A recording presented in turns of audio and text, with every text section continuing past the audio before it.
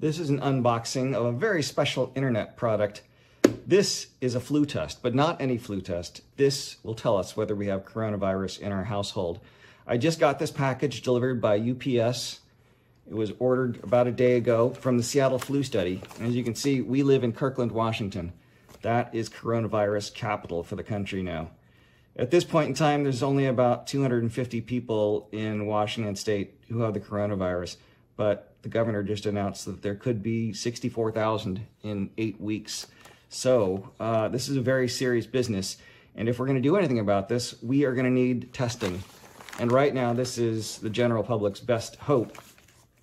The Seattle Flu Study was started to just track influenza A and B, but when they heard about the coronavirus, they quickly added that to their test regime. And so a couple days ago, we contacted the Seattle Flu Study and said that we had an illness, and they sent us this box by UPS. And we are gonna do this swab. And I've covered up barcodes here, but otherwise this is what you get.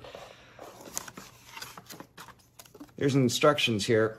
So what we're going to do is we have to go online and we have to fill out a survey. Now I should point out, very important caveat, just in the last day or two since we filled out the study, they've already posted that they are no longer taking applicants. But my hope is that when you see this video, there will be other places that are doing this same thing. So we're going to fill out a survey, and then we're going to blow the nose, remove this swab, show you the swab, remove the swab from the packaging, and you can kind of see that there's a handle here, and then there's a bump in the middle here, and then this is the part that goes in the nose. And what we're going to do is we're going to take this vial, this sample container, going to remove the cap, then we're going to take this swab and put it 1 inch into the nose and rotate it, pressing up against the side 5 times.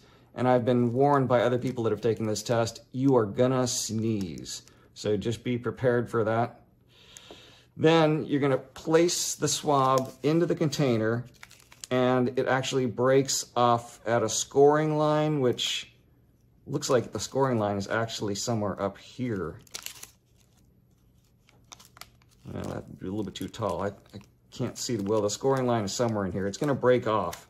And then we're going to put the cap back on here. We're going to fill out name and date. And then we're going to mail it back as soon as possible. They give you a prepaid bag.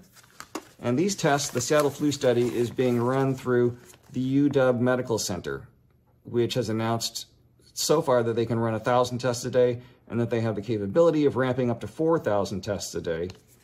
And there are other labs, private labs in the Seattle area, that say that they can ramp up to several thousand tests a day as well.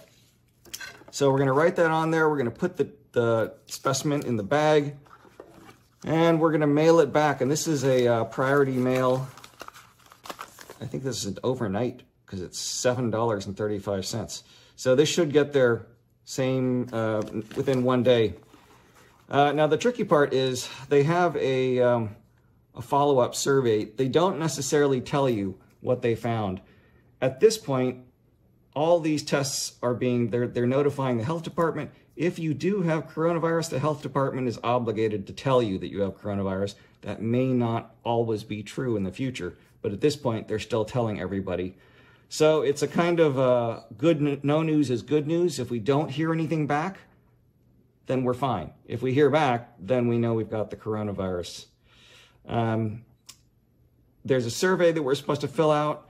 They say that within 3 months, you may get an email telling you what you had in influenza A, influenza B, or the coronavirus, but it's not an ironclad guarantee. But hopefully a test like this will solve this crisis for us by allowing people to either at home, or also the UW's doing drive-through, be able to swab our noses, get this evaluated in a lab quickly, and tell us whether we have coronavirus. So I hope by the time that you watch this news that these tests are widely available for you and that we have this under control. Okay, so we're actually going to run the test here, but for privacy reasons, I'm not going to show you the patient. So I'm going to take out this swab, and we figured out that 1 inch is exactly this little fluffy part right there, and the scoring line is at the very end of the handle. So I'm going to give this to the patient, and the patient is going to put it in the nose 1 inch, press the swab against the side of the nose, and rotate 5 times. Okay, go ahead. And I'm wearing an N95 mask to make sure that if she sneezes, keep on going a little bit more. There you go. Now rotate it all the way around your nose 5 times. You're doing a great job. Jeez. That's it, all the way up in there. Okay, then I'm going to go ahead and open this vial. Make sure I carefully don't spill it. Okay, you got it 5 times? Yeah, wait, let's do it. It's fun, but she's doing a great job. She's not sneezing. Okay, I think you got it by now. Yeah, I guess so. And this is a DNA test, so you don't need to have a lot of mucus. You don't want a lot of mucus. So we're going to insert it in there. The scoring line is right at the end here. Okay. Take that. Close it. Make sure we've got it firmly in there.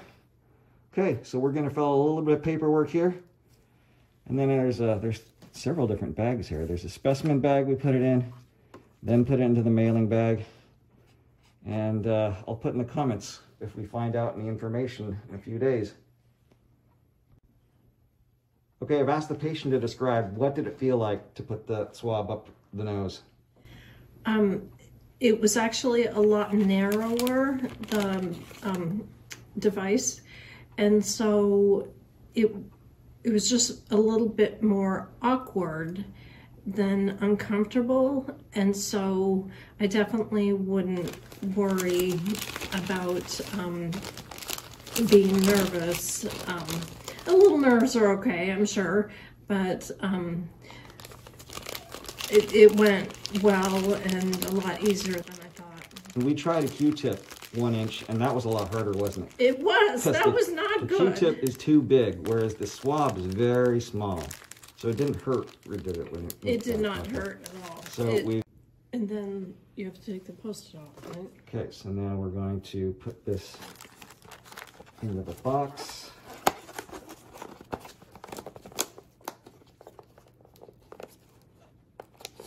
Okay, I'm going to take this box. Put the box into the bag. Seal it tightly. We've removed the adhesive strip. Okay, this goes out in the mail tomorrow. I wanted to add one other note. Right now, the big question in a lot of people's minds is, where are the test kits? Why don't we have enough test kits? Everyone's talking about the test kits. And there's a lot of discussion saying, oh, well, the test kits are made by the federal government. No, the test kits are made by Big Pharma. So we don't really know where all the test kits are, but there's actually 2 kinds of test kits.